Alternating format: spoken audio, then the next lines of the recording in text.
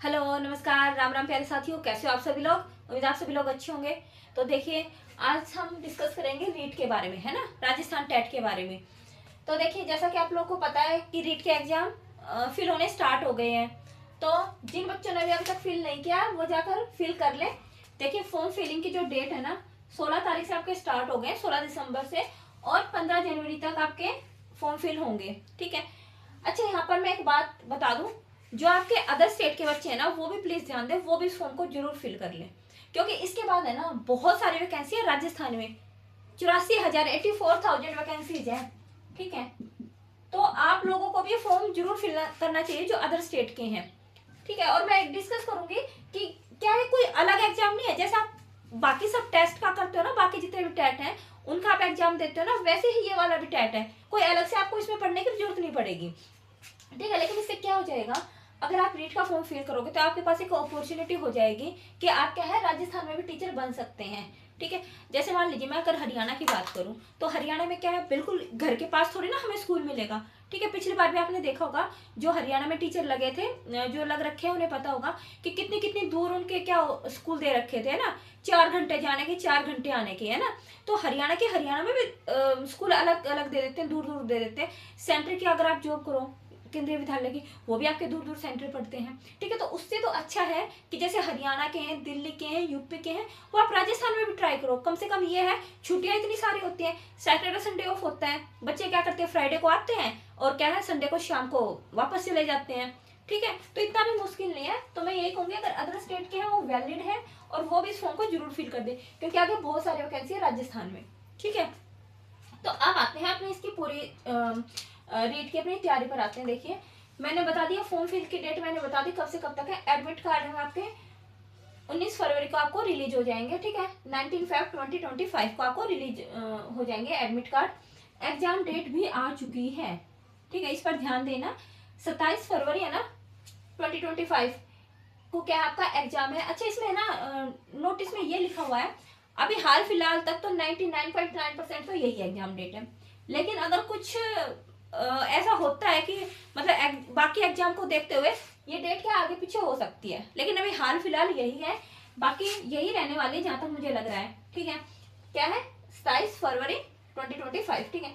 Fees structure में बता दूं, लेवल 1 और लेवल 2 के लिए, अगर आप लेवल 1 का एक फॉर्म फिल कर रहे हो तो आपको 550 रुपए देने हैं। लेवल 2 का एक फॉर्म फिल कर रहे हो तो भी आपको सेम देने 550 रुपए। लेकिन अगर आप क्या लेवल 1 और लेवल 2 दोनों के लिए अप्लाई कर रहे हो तो आपको देने पड़ेंगे 750 रुपए। ठीक है। दोनों एग्जाम के लिए, अगर मान लो आप प्राइमरी के लिए भी अप्लाई कर रहे हो, 1st to 5th टीचर के लिए भी अप्लाई कर रहे हो, और 6th to 8th के लिए भी अप्लाई कर रहे हो, तो आपको देने पड़ेंगे 750 रुपए। ठीक है। तो ध्यान देना है यहाँ पर। एग्जाम आपका 2 शिफ्ट्स में होगा। ठीक है। लेवल 1 का जो एग्जाम है वो सुबह होगा, मॉर्निंग में। 27 फरवरी को मॉर्निंग में आपको लेवल 1 का देखने को मिलेगा, 10 बजे से लेके 12:30 बजे तक। और लेवल 2 का जो एग्जाम होगा वो आपका होगा 3 PM से लेके 5:30 PM तक। ठीक है। दोपहर के 3 बजे से लेकर 5:30 बजे तक का आपका लेवल 2 का एग्जाम होगा। एक ही दिन होगा, 2 शिफ्ट में होगा। ठीक है। अब यहाँ पर आते हैं इंपॉर्टेंट बातों पर। ठीक है।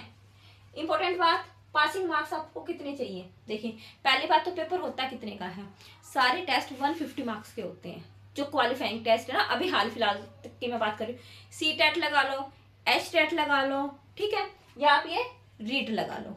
ठीक है। ये तीनों एग्जाम कितने के, 150 मार्क्स के एग्जाम होते हैं। नेगेटिव मार्किंग इनके अंदर होती नहीं है। ठीक है। No negative marking. मार्क्स आपका 150 का होता है। मोड कैसा होगा आपका, ऑफलाइन मोड में होगा। OMR सीट पर आपको फिल करना पड़ेगा। ठीक है। अच्छा, अब की बार OMR सीट का भी मैं आपको बता दूं। देखो, अभी तक क्या है, आपने देखा होगा कि 4 ही ऑप्शन आते थे ना आपके OMR सीट में, 4 ऑप्शन आते थे। लेकिन अब की बार नोटिस में क्या लिखा हुआ है, अब की बार जो आपके OMR सीट पर 5 ऑप्शन आएंगे। और ये 5 ऑप्शन आपने, अगर मेवात कैडर का अगर आपने पेपर दिया होगा ना, जो उधर देने गए थे मेवात में बच्चे, तो हरियाणा में भी 5 ही ऑप्शन आए हुए थे। 4 ऑप्शन तो आपके क्वेश्चन से रिलेटेड होते थे ना, 1 2 3 4, 4 तो ऑप्शन आपके क्वेश्चन से रिलेटेड। और जो 5th आपका जो ऑप्शन होता था ना, वो ऐसा था नॉट कंसिडरेबल, या ज्ञात नहीं है, यानी कि आपको उसका आंसर नहीं पता है, वो वाला फिल आपको 5th वाला फिल करना था। अब कई बच्चे ना इसमें भी थोड़ा ना गलती करके आ गए, इस वाले 5th उसमें भी ना उनको समझ में नहीं आया कि इस ऑप्शन में क्या करना है। उस फिफ्थ ऑप्शन में आपको ये करना है, अगर आपको कोई भी आंसर नहीं पता कि इसका आंसर ही क्या होगा, बिल्कुल आपको आइडिया ही नहीं है, तो आप ये फिफ्थ ऑप्शन फिल कर सकते हैं उसके अंदर ना, कि हमें ज्ञात नहीं है। ठीक है, तो ये है। और अगर आपने कोई भी ऑप्शन अगर फिल नहीं किया ना, देखो ये क्या अजीब सी बात है, अगर आपने कोई भी ऑप्शन अगर फिल नहीं किया ना, फर्स्ट सेकंड थर्ड फोर्थ, ठीक है, अगर नहीं आता तो फिफ्थ, तो आपके 1/3 मार्क्स कट हो जाएंगे। देखो कैसी अलग सी बात है। ठीक है, तो वैसे कोई नेगेटिव मार्किंग नहीं है, अगर आपको नहीं आता तो फिफ्थ ऑप्शन फिल करके आ जाना। ठीक है, तो ये पता नहीं क्या दे दिया आपकी बात। अब आगे बात करते हैं, अदर स्टेट वाले वैलिड हैं, बिल्कुल वैलिड है। ठीक है, कोई डाउट नहीं रहना चाहिए इसके अंदर, अदर स्टेट वाले वैलिड है। ठीक है, और उसके बाद ये मैंने बता ही दिया मोड कैसा होगा। अच्छा, अब सीटेट वाले ये पूछेंगे कि हमारा सीटेट तो क्लियर हो रखा है, तो क्या हम राजस्थान में सीटेट अप्लाई नहीं कर सकते? बिल्कुल नहीं कर सकते। सीटेट आपका होगा सेंटर के लिए, और जो राजस्थान टेट परीक्षा है ना, ये किसके लिए है? आपके राजस्थान के लिए अलग से। हर स्टेट अपना अलग से टेस्ट लेता है। सीटेट वाले राजस्थान में अप्लाई नहीं कर सकते, सीटेट वाले सेंटर में जाएंगे। ठीक है, जैसे दिल्ली वगैरह हो गया उनमें, या सेंटर की जो जॉब होगी केवीएस वगैरह की। तो मेरे ख्याल से यहाँ तक आपको आया होगा समझ में। आप पासिंग मार्क्स की मैं बात कर लेती हूँ। ठीक है, 150 मार्क्स का अगर पेपर होगा तो 150 ही क्वेश्चन आएंगे। ठीक है, तो अब पासिंग मार्क्स की मैं यहाँ पर बात करती हूँ। जो जनरल कैटेगरी की बात करूँ, 90 नंबर चाहिए आपको, 60% चाहिए, है ना, एक तरीके से 60% चाहिए, यानी कि 90 मार्क्स आपको चाहिए पास होने के लिए, जनरल वालों के लिए है। एसटी को आपको 55% चाहिए, तो 150 का 55% मेरे ख्याल से 83 बनता है ना, तो 83 वाला यहाँ पर एसटी वाला पास है। अगर कोई सोल्जर है, सैनिक है, या किसी का डाइवोर्स हो रखा है, या कोई विडो है, ठीक है, भाई हस्बैंड नहीं है, तो उसको पास होने के लिए चाहिए 50% मार्क्स, यानी कि 50% कितना हो जाएगा आपको? 75 मार्क्स आपको लेके आने हैं। ठीक है, ये अलग से अप्लाई। अगर कोई फिजिकल हैंडीकैप है तो उसके लिए 40% का क्राइटेरिया होता है, यानी कि 40% एक तरीके से 60 मार्क्स आपके हो जाएंगे। ठीक है, तो ध्यान दे लेना इसमें थोड़ा सा बेटा। उसके बाद ये तो आ गया होगा आपको समझ में। अब यहाँ पर आते हैं हम वैलिडिटी की बात, कि वैलिड कौन कौन है, कौन कौन इस फॉर्म को फिल कर सकता है, कौन कौन नहीं कर सकता है। ठीक है, देखिए एलिजिबिलिटी क्या होनी चाहिए आपके पास? 12th आपके 50% मार्क्स के साथ होनी चाहिए, प्लस में 2 इयर्स एलिमेंट्री कोर्स, एलिमेंट्री कोई भी हो आपके पास, आपके पास जेबीटी हो, आपके पास डीएड हो, ठीक है, जो भी आपका फर्स्ट से लेके 5th क्लास तक होता है। ठीक है, या आपने क्या कर रखा हो, इधर बीएलएड कर रखा हो, कोई भी एलिमेंट्री कोर्स अगर आपने कर रखा हो, डाइट, जैसे दिल्ली में नाम अलग अलग होते हैं, होता तो ये सारे एलिमेंट्री कोर्स है ना, डाइट होगी दिल्ली में, ठीक है, एमपी में जाए तो उसी को डीएड बोल देते हैं, हरियाणा में उसको जेबीटी बोल देते हैं, तो अलग अलग नाम है, वो आपका एलिमेंट्री कोर्स होना चाहिए। और अगर आपने बीएलएड कर रखी है तो भी आप क्या हो, वैलिड हो। ठीक है, ये एलिजिबिलिटी किसके लिए है? फर्स्ट लेवल के लिए है। ठीक है, अच्छा यहाँ पर एक बात हो रहा है, अगर स्पेशल एजुकेशन की मैं बात करूं, तो स्पेशल एजुकेशन में अगर किसी ने 2 इयर्स का डिप्लोमा कर रखा है तो वो भी यहाँ पर क्या है, वैलिड है।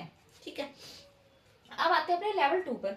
लेवल 2 में आपने ग्रेजुएशन की हुई होनी चाहिए, ठीक है, 50% के साथ की हुई होनी चाहिए, और आपने 2 इयर्स एलिमेंट्री कोर्स।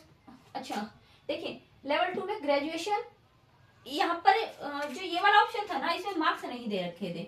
ठीक है, ग्रेजुएशन की होनी चाहिए, प्लस में 2 इयर्स एलिमेंट्री कोर्स आपने किया होना चाहिए। अब ध्यान देना, जिन्होंने एलिमेंट्री कोर्स भी कर रखा है ना, समझ रहे हो, जेबीटी डी वो डीएड वगैरह, वो भी लेवल 2 के लिए एलिजिबल है। ठीक है, थोड़ा अलग सा है। ठीक है, कि जैसे जिन्होंने 1st to 5th वाला कोर्स कर रखा, वो भी इसके अंदर एलिजिबल है, लेकिन शर्त क्या है, यहाँ पर तो 12th का क्राइटेरिया था, यहाँ पर ग्रेजुएशन वाले। ठीक है, कई बच्चे ऐसे करते हैं ना, देखो 12th क्या, 12th के बाद क्या कोई भी एलिमेंट्री कोर्स कर लेंगे, जेबीटी बीएड जो बोलते हैं उसको कर लेंगे, फिर ग्रेजुएशन कर लेते हैं, तो वो वाले बच्चे भी यहाँ पर एलिजिबल है। ये बात ध्यान देना इस पे ना थोड़ा सा। अगला, अब यहाँ पर तो देखो ना, जिन्होंने एलिमेंट्री कोर्स कर रखा है उनकी तो बल्ले बल्ले, वो दोनों लेवल के लिए हैं। ठीक है, लेकिन यहाँ पे कहीं पे बीएड की बात नहीं कर रखी लेवल 1 में। अब देखते हैं, इधर देखिए, ग्रेजुएशन है 50% के साथ है, उसके साथ आपने बीएड कर रखी होनी चाहिए। ठीक है, बीएड नहीं कर रखी तो आपने क्या किया, ग्रेजुएशन के साथ बीएलएड की हुई होनी चाहिए, या फिर आपने कोई स्पेशल आपने कोर्स कर रखा हो, स्पेशल जैसे बीएड कर रखी हो, या फिर आपने, देखो कई बच्चे क्या करते हैं, ग्रेजुएशन अलग से नहीं करते हैं, बीए और बीएड मिक्स कोर्स चला हुआ है ना आजकल, तो इसको बोलते हैं बीए एड, ठीक है, बीएससी एड, या ठीक है, बीएड बीएससी एंड इसमें क्या होता है, ये जो 4 साल का कोर्स होता है ना, इसमें आपका बीए और बीएड का कोर्स क्या हो जाता है, मिक्स हो गया होता है। जैसे हम अलग अलग 5 साल में करते हैं ना, 3 साल की ग्रेजुएशन और 2 साल की हम बीएड करते हैं, तो इस वाले कंबाइन में क्या है, इकट्ठा होता है। ठीक है, तो ये ध्यान देना ना, वो वाले बच्चे भी एलिजिबल हैं। ठीक है, अब मैं एक बात बोलूँ, देखो अगर बच्चे सीटेट की अगर आपने तैयारी की हुई है, बच्चों ने एचटेट की आप तैयारी कर रहे हो, तो रीट की भी आपकी तैयारी है। कैसे है मैं बताती हूँ। देखिए, अगर मैं इसके अलग से सिलेबस में डिटेल में बताऊंगी, लेकिन यहाँ पर मैं सिर्फ ये बात बता देती हूँ। देखिए, जैसे आप लोगों का क्या था, सीटेट में 5 सब्जेक्ट होते थे ना, कौन कौन से होते थे, सीडीपी, सेकंड हो गया मैं हिंदी लगा लो, हिंदी कोई भी लैंग्वेज होती थी, चूज करनी होती है उसमें। इसमें भी जैसे 4-5 आपको लैंग्वेज मिलेंगे, उनमें से चूज करनी है, तो मोस्टली बच्चे हिंदी करते हैं। थर्ड आपका इंग्लिश लगा लो, ठीक है। फोर्थ आपका होता है मैथ्स, और फिफ्थ आपका होता है जीके। कुछ अलग से पढ़ना है आपको। सीडीपी तो आपने हर टेस्ट में की है, सीटेट में भी की है, एचटेट में भी आप लोग कर रहे हो, है ना, तो सीडीपी तो आपको अलग करनी नहीं है, वही आएगी सीडीपी। हिंदी भी आप लोग कर रहे हो, एचटेट के लिए भी कर रहे हो, सीटेट के लिए भी कर रहे हो, अदर टेट के लिए भी कर रहे हो, तो अलग से नहीं पढ़ना। इंग्लिश को नहीं पढ़ना, मैथ को सेम वही हर टेट में आ रहे हैं ना ये, तो अलग से क्या पढ़ना। अब जीके की मैं यहाँ पर देखो एक बात बोलूंगी, जो जीके की ना, इसमें जीके में कई सारे क्वेश्चन राजस्थान टेट के ही आते हैं, मतलब राजस्थान की जीके आती है, समझे। कहने का मतलब ये है कि इसमें 15 से जीके में सारे नहीं आएंगे, 15 से 20 क्वेश्चन आपके राजस्थान से रिलेटेड आएंगे। ठीक है, तो 150 में से अगर आप 20 मार्क्स भी हटा दो, 150 में से 20 मार्क्स हटा दो, तो 130 मार्क्स का तो सेम ही रहता है मोस्टली सब टेट में। ठीक है, और आप 10 नंबर भी कम कर दो तो 120, तो बिल्कुल मैं ये बोल रही हूँ कि 120 तो मोस्टली मतलब इक्वल सा ही आता है। ठीक है, तो कुछ अलग से आपको तैयारी करने की भी जरूरत नहीं है। तो इसलिए मैं कह रही हूँ कि जहां पर भी आपको जॉब मिले, पहले आप जॉब को सिक्योर कर लो। ठीक है, तो आज के में इतना ही था। जिन बच्चों ने फॉर्म फिल नहीं किया, वो प्लीज जाकर फॉर्म को फिल कर दे।